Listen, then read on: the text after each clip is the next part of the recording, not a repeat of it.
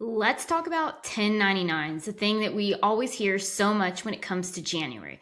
So think about this. If you paid contractors in the last year, you've used Venmo, you've probably used PayPal, or even ACH, then this video is for you because 1099s in 2025 are not working the way most business owners think they are.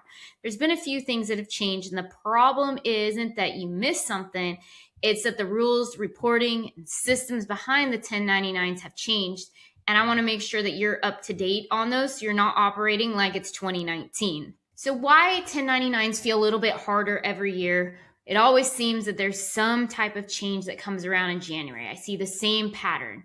Business owners, they're scrambling for those W-9s. They got to get that information out there, got to make sure that their people are all being paid. They're trying to remember who they paid if they don't have good accounting records. They're trying to fix vendor records maybe after the fact, get the correct data in there, and wondering why something that feels simple turns into chaos. And the reason isn't just the tax rules, it's that the businesses grow faster than their processes. And a lot of times 1099s expose that gap. So let's talk about what's changed for 2025 as you're processing these 1099s in January of 2026. So one of the biggest drivers of confusion right now is the One Big Beautiful Bill. This legislation expanded your third-party payment reportings, which means payments like payment platforms like Venmo, PayPal, and other processors now issue 1099K forms once those payment thresholds are met. And here's where business owners can kind of get tripped up about this. A 1099K, you're like, oh my gosh, how do I keep track of these? There's a 1099K, there's a 1099 NEC, INT, DIV. What the heck? So a lot of times when you look at these 1099Ks, they're not going to replace that 1099 NEC that you're responsible for sending out. That is the report that moved money, not why it's moved. So you still need to know who you paid, what the payment was for, whether it was business related, and whether that vendor is actually 1099 reportable. So the IRS sees the payment either way. Your job is making sure it's categorized and reported correctly. And that comes through your handy dandy W-9 form that you have all of your contractors and vendors fill out so you know how their business is set up.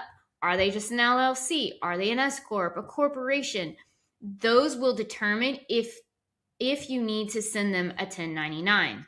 So let's talk about Venmo and payment apps because I see these all the time with my clients, and that's where a lot of assumptions are, a lot of confusion is. So this is where I probably see the most incorrect assumptions about how it works. You see tons of folks online saying, yeah, you need to send this. No, you don't. It does it all. So ignore probably a lot of those because they're not telling you the right information.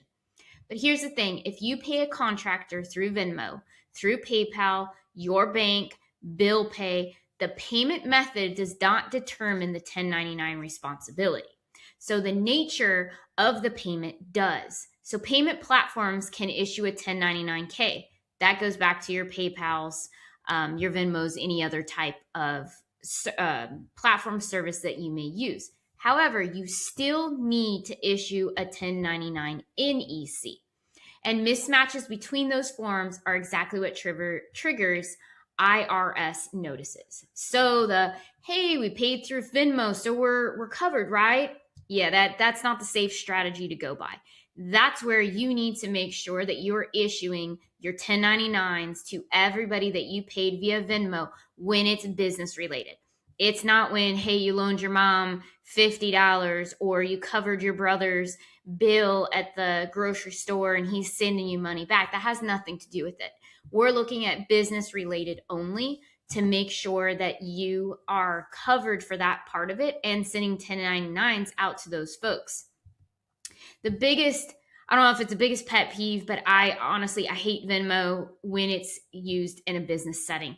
It's great when you're first getting started, but it's very difficult because that traceability is not necessarily there. It makes it harder for your bookkeepers, who's ever balancing your books, to really see into what is going on with a Venmo. So I always tell folks, hey, move away from that, go on to either paying through an ACH with a bill, there's an invoice tied to it, or using something like Gusto to be able to pay all your contractors that way.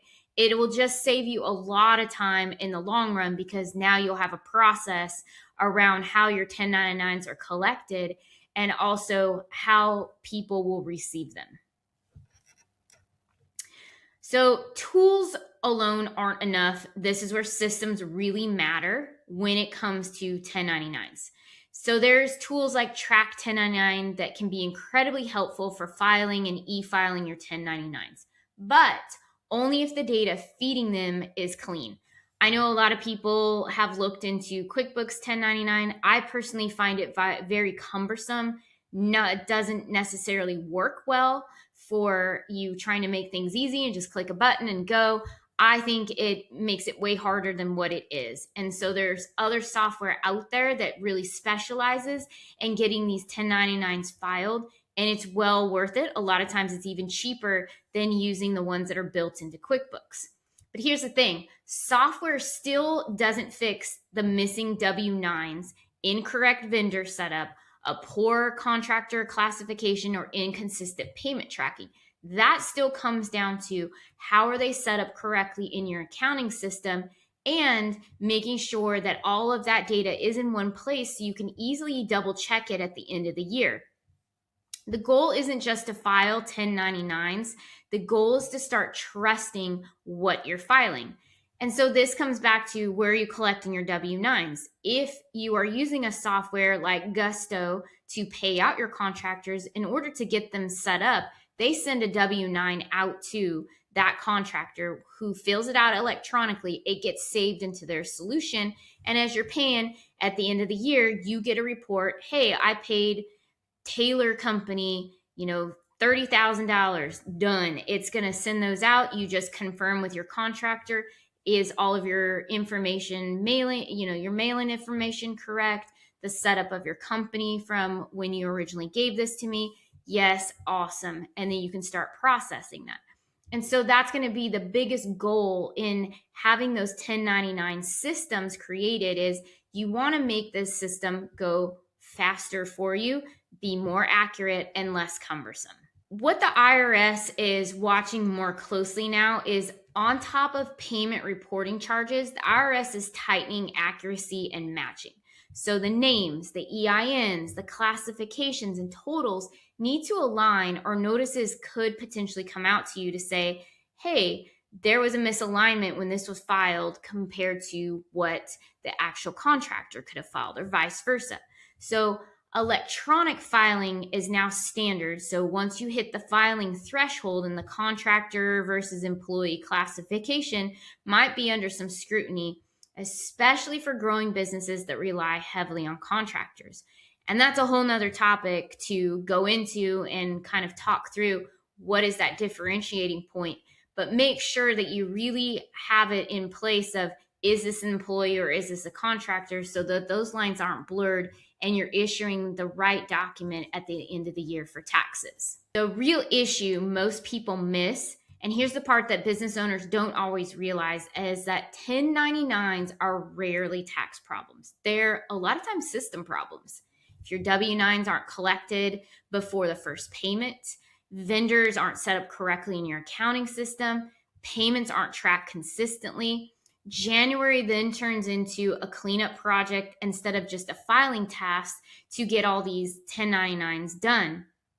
A lot of times I tell my clients, if you hire a new contractor through the year, make sure that W-9 is collected before the first payment is ever sent. This makes it a lot easier when we come to that year-end part, and it's not, oh my gosh, we have five vendors we don't have W-9s for. We got to hurry and get this done. Deadline to send these out is 31st.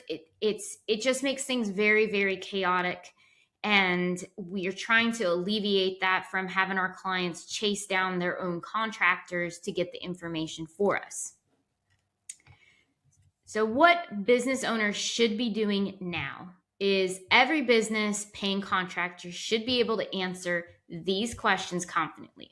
Do you collect 1099s before paying anybody first? Yes or no? are vendors clearly marked as 1099 eligible in your system? And that is depending on which software you use, it's going in and usually putting a check mark next to that vendor's information so that you can pull a report at the end of the year to see who are all the people that I'm paying. Next is, do you understand which payments fall under 1099 NEC versus third-party reporting? So knowing which ones fall into those categories versus, the INT, the dividend, like all of these. Again, you more than likely have an accounting team or you're relying on your CPA to get this done for you. But these are just good things for you to know if you're trying to do this on your own. And lastly, how could we export clean data today into a tool like 1099 without scrambling at the end of the year? If you answered no to any of these questions, that's not a failure. It's a signal that your systems need some attention. And that's okay. It's a great time to kind of understand what you have going on and how you can prepare for 2026 by implementing those systems today. So this is exactly the kind of work I help growing businesses clean up, not just filling forms, but building systems that make compliance easier and growth sustainable. So if you're paying contractors and want clarity instead of chaos, make sure to click the link in my bio or reach out, send me a DM. Happy to help you talk through questions around this of just maybe how your systems need to be set up. And here's the thing, you want to be able to move into better alignment for 2026. So as you go into 2027 of January, it's going to be a lot easier to get those 26